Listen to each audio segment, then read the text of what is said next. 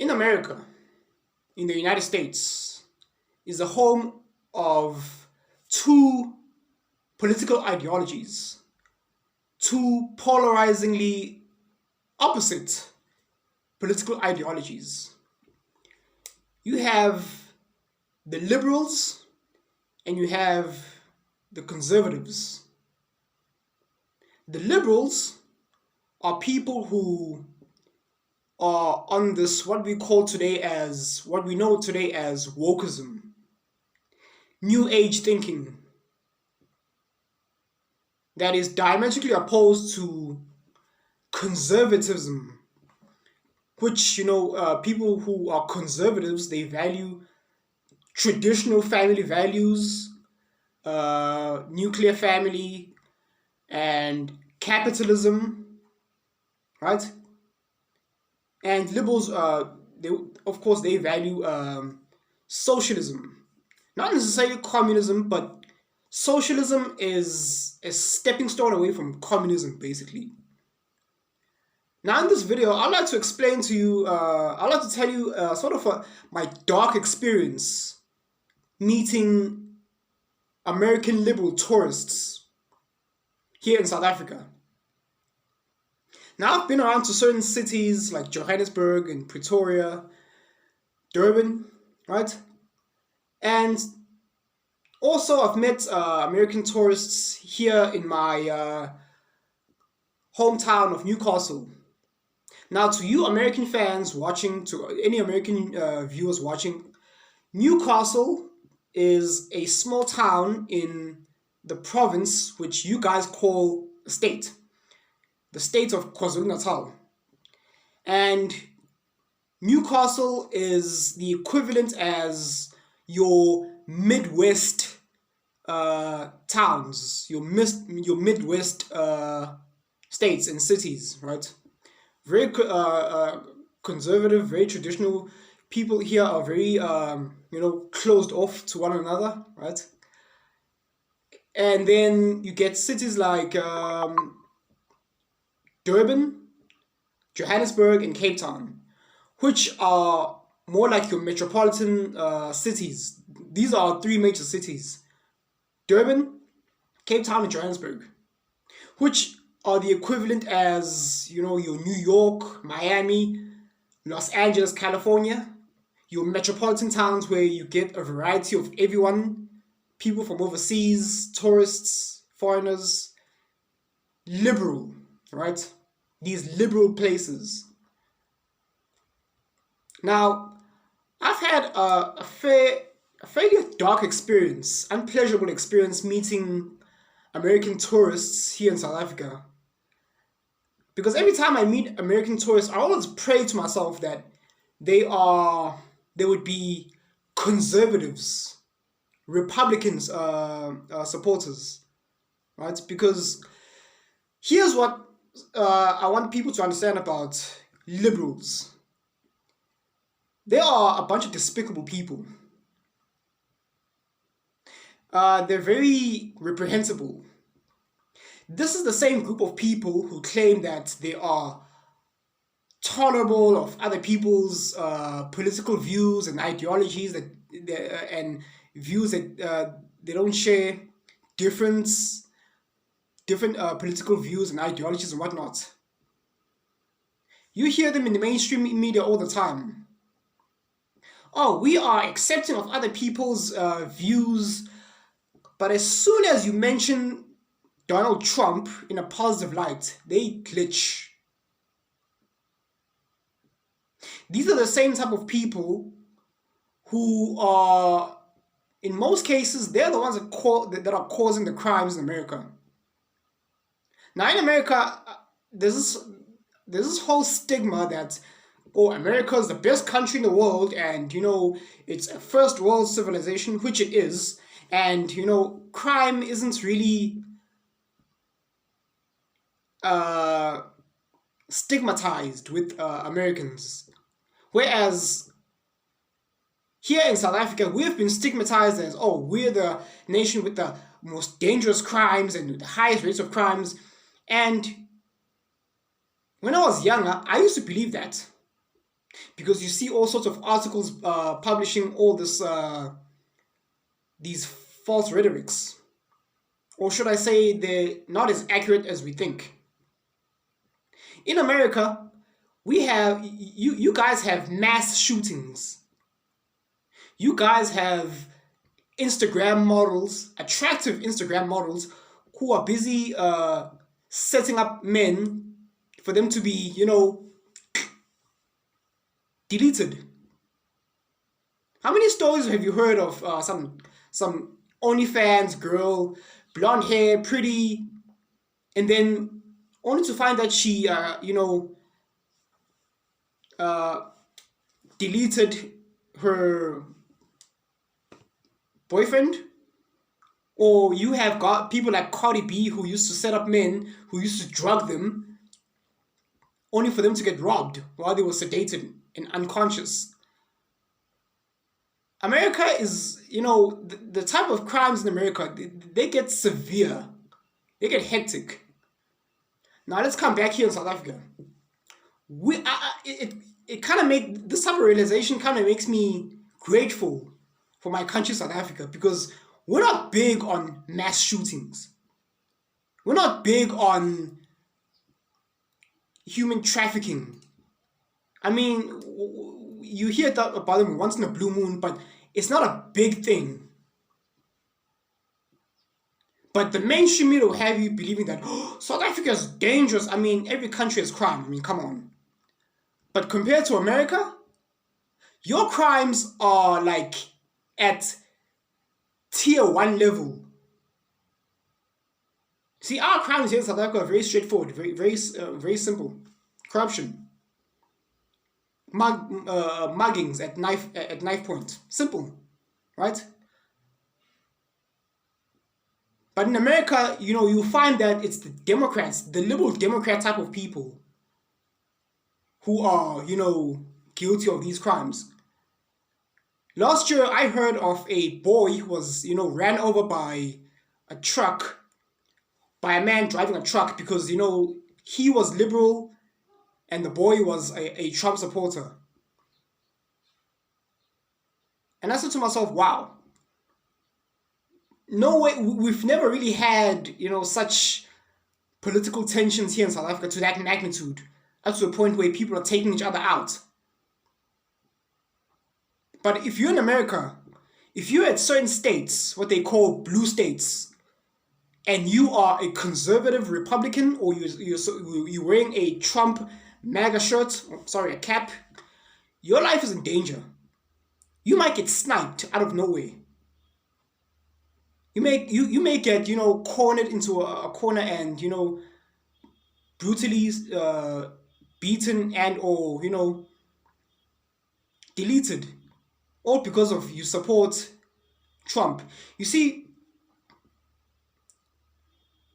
in America, news is, let me put it like this. Here in South Africa, our political news, our news are very straightforward. There's no hidden agenda per se of biased news or whatnot. It's just simple, straightforward reporting, right? However, our mainstream media platforms are more leaning towards liberalism, which is why we have CNN available, but we don't have Fox News. In America, there's two opposing powerhouses at play in terms of, media ideologies. The mainstream media, your MSNBCs, your Good Morning America, those are your radical liberal type of mainstream platforms. And then Fox News is the exception. It's one of the few that is promoting conservative talking points. Coming back to my experience to America, I just had to set the atmosphere so that you understand what I'm talking about. Coming back to my experience meeting Americans here in South Africa, I've only met liberal thinking folks. I would meet them somehow, would have, I'd bump into them, we'd meet each other, we start chatting, and I say, hey, you know what, Kevin, let's meet each other for coffee sometime this week. I'm interested in American politics. I'd like to pick your brain, regards to how Americans think. And they'll be like, oh, sure thing, Mr. Showtime. We exchange numbers. We start friending each other on Facebook. We start getting along. And then when it comes to the day when, we meet up at their house or at their apartment, you know, we'd have a greeting. Oh, hi, how are you? Stuff like that. And we start chatting about, everyday stuff. They'll pour me a drink. And while they're busy pouring me a drink, and so they're like, yo, Mr. Showtime, so, Barack Obama, he's, the first black president. Aren't you proud? And because of my political understandings are, advanced, I happen to support Donald Trump. And I'll let them know that, no, I actually support Donald Trump, right? So, because of the whole thing that's happening with the elections. And while they're busy pouring me a drink, they'll like pause and be like, you support Donald Trump? Do you not realize that Trump is a racist? He's a terrible human being. How could a person who's melanated like yourself be supporting a white premist? And I'll be like, because, and they'll be offended too, and they'll be disgusted. They'll be like robots whose antennas turn red, like an alarm system, like an alarm goes off. And they'll be like, you know what, Mr. Showtime? I think you need to leave now. And they'll be very weird about it. They'll be very like, as if I just, like, as if I'm some sort of like bad guy or something. Remember, these are the same type of people that claim that they are open for other people's political ideologies. But dare you mention Donald Trump in a positive light, they'll glitch. They'll look at you like an enemy. Now, it's a good thing that I'm in my home country, because they're not really gonna do much to me, because they're foreigners, they're in foreign land. But if I was over in America where they're comfortable, it's their home country, God knows what would have happened to me. I might not have made it out at all. I tend to like get these dark, the movie Get Out. Exactly. I get those type of vibes. Those antebellum gatherings type of vibes. Especially if I'm the only melanated person in the room. I sort of get these dark antebellum gathering vibes going on. Did you know that the American Party, the Democrats, it's the same party that founded the KKK, the Ku Klux Klan, way back, dating back during the slavery era. And the mainstream media sort of like flip that narrative on its head. They've tried framing the Republicans as the party of of supremacy, stuff like that, primacy. Because the Democrats, they like to put on this virtue signaling that, oh, we are for equality and we love everyone and we are the good guys, and it's the Republicans who are the bad guys. It's the Republicans who are the racists. Even plenty of Americans themselves, they don't even know this. The first Republicans were black. Martin Luther King, the person who fought for civil rights, was a Republican. The Republicans were trying to get rid of slavery. The Democrats were trying to continue it. They were against the abolishment of slavery. The Democrats.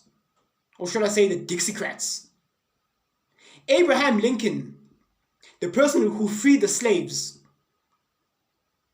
was a Republican. The guy that assassinated former President Abraham Lincoln was a Democrat.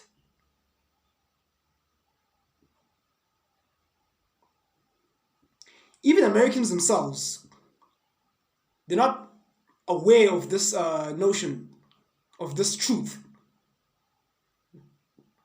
Which is why whenever I tell people, I tell South Africans in particular, that Trevor Noah is not the good guy that he claims to be.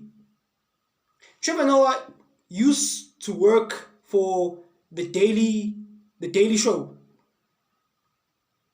The Daily Show has been propagating a lot of leftist, wokest ideologies, these weird ideologies, promoting the LGBTQ, promoting, all in the name of equality. Now, of course, the notion of equality sounds good at face value from the average NPC, the average unsuspecting normie. The strive for equality sounds good at face value, but what is it actually doing in reality? It has paved way for all this unholy stuff in the name of diversity, inclusion, and equality. What exactly are you, you know, tolerating and accepting and including? The brainwashing of kids to be gay? Right now, in America, they're busy fighting for the government not to have overreach, not to have full control over the school system so that they can brainwash kids from these LGBTQ wokest agendas.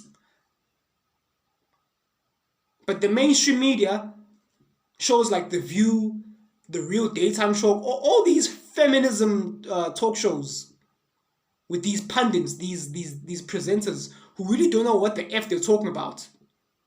A lot of your favorite celebrities, a lot of your main Hollywood A-listers. I don't watch the MTVs anymore. I don't watch the Grammy Awards. I don't watch the Oscar Awards. Not anymore. Because Hollywood has become Holly weird. It has become a debaucherous cult.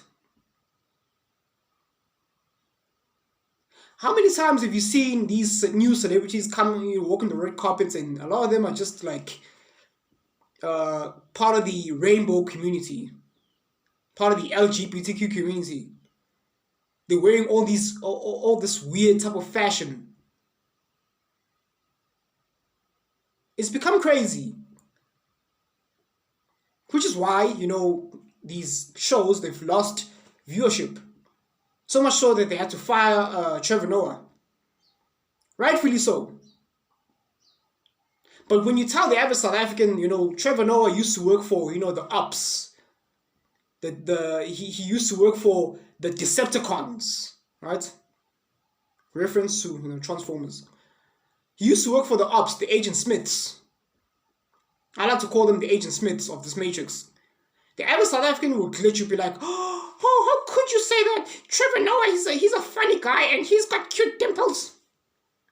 You're full of hate, mister. Why? Because, these are your simple-minded type of people. They don't know what they don't know. They only know what they know. And what they know is Trevor Noah, the funny comedian. Trevor Noah, funny guy. Tell us a joke, Trevor. But when I tell you that, these mainstream shows have been propagating a lot of wokest, unholy, satanic ideologies, South Africans just do not comprehend that. They just say, oh, you just hate, you're just jealous of Trevor Noah. Why the hell would I be jealous? What am I jealous of? You're just full of hate, mister.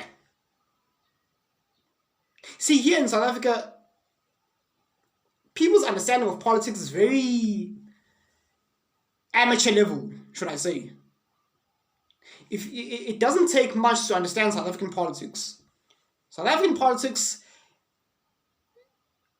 basically, when it comes to content consumption, South Africans only value 3 categories of the type of content they consume online.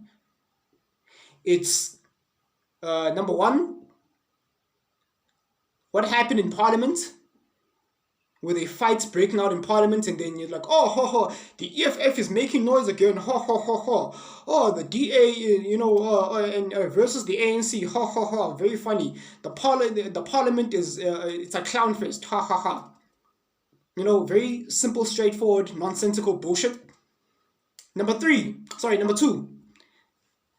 The second thing that South Africans tend to consume most is topics around the R word, racism.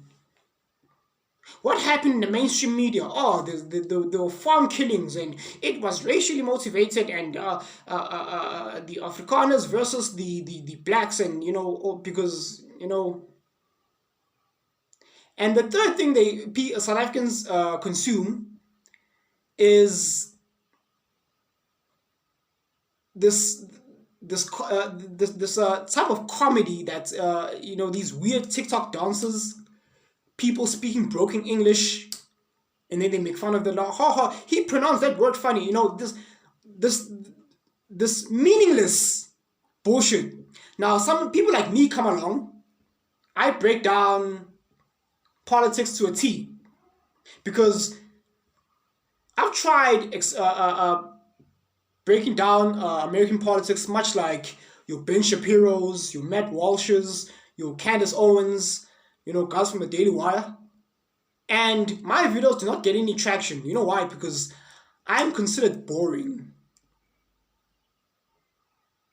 There's no fan base for the type of content that I produce.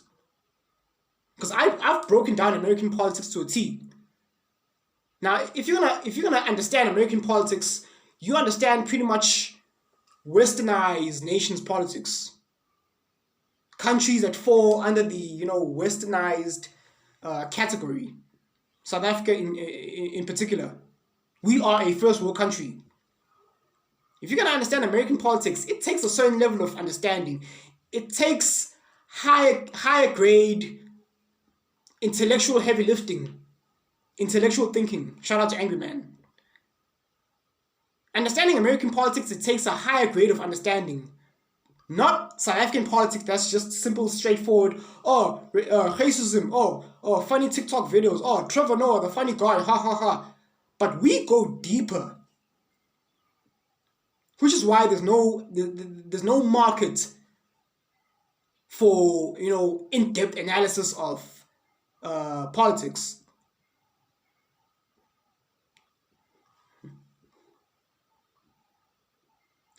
There's a saying that goes like this: necessity breeds innovation. Necessity breeds innovation. In America, a country that has a lot going on from pretty much all aspects, they suffer from terrorism. They suffer from biased media news, so much so that they had to come up with alternative media. Here in South Africa, I am the only source of alternative media, and a lot of South Africans look at me as if I'm just ranting on the internet for nothing. But they'll soon find out when election comes, when there's a need, and right now there's definitely a need, because as much as in America they have the presidential elections coming up in 2024, our presidential elections, it's in the same year with Americans, 2024. People are tired of, biased mainstream media. They're seeking the truth, and we serve as alternative media, and we offer just that. Sadly, here in South Africa, there's not much of a market.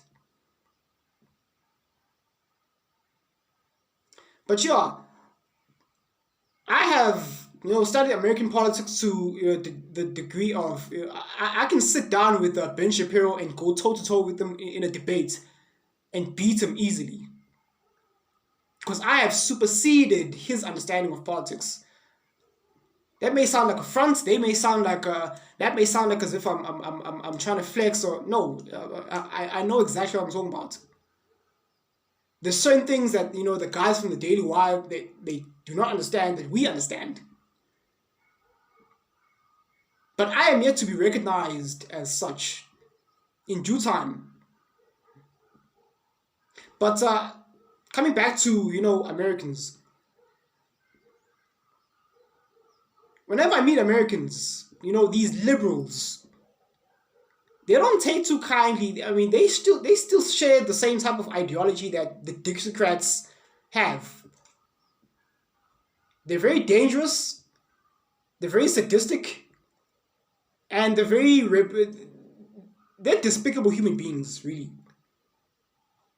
Now, people that I tend to lean towards the most is the conservative people, because those are more your rational thinkers, your family orientated type of people. You know, we call them tradcons, traditional conservatives.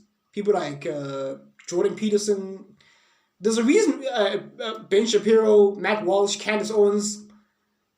There's a reason why they're trying to silence conservative voices, because there's a plight by the NWO to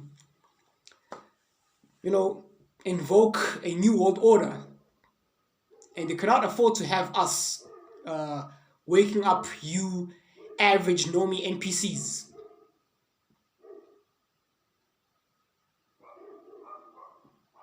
I've heard the FBI have they try they're trying to initiate this protocol of creating profiles and doing hit pieces on people who use the term red pill and based on the internet, and they're trying to categorize us as being dangerous and extremists, much like pretty much like much like how they did Donald Trump.